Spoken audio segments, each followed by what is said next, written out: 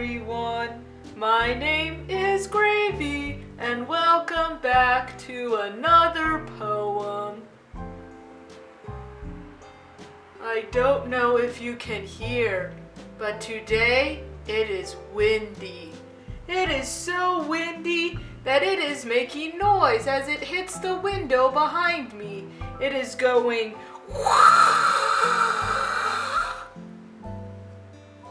I do not like the wind, but since the wind is going today, I am going to read a poem about wind. This poem is called Wind Pictures by Mary O'Neill. So windy.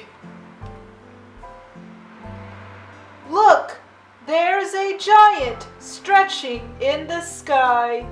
1,000 white-maned horses flying by.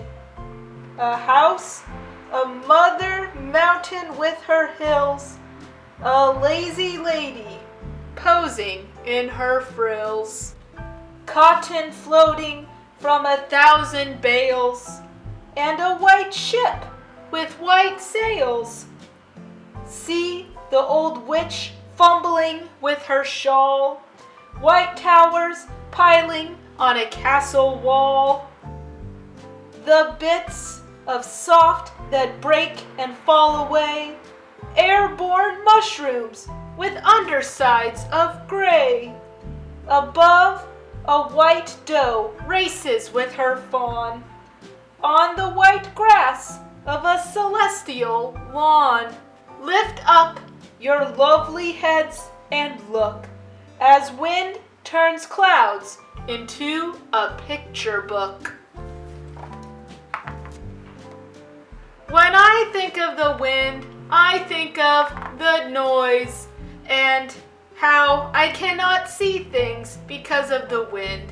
But this poet decided when she thinks of the wind, she thinks of the wind the way that the wind makes pictures in the clouds.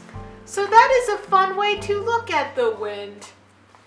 Maybe you can spend some time outside lying down on your back and looking up at the sky to see if there are any wind pictures of your own.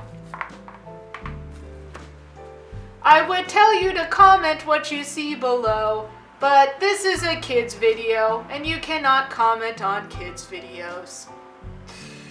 How sad. That is all for this week's poem. Stay tuned next week for another poem. This wind is so windy. I need to protect my plants because when it gets windy, my plants tend to fall over. Come on, Shammy, come on, Pokey. Let's get you out of the wind. You do not need to see wind pictures.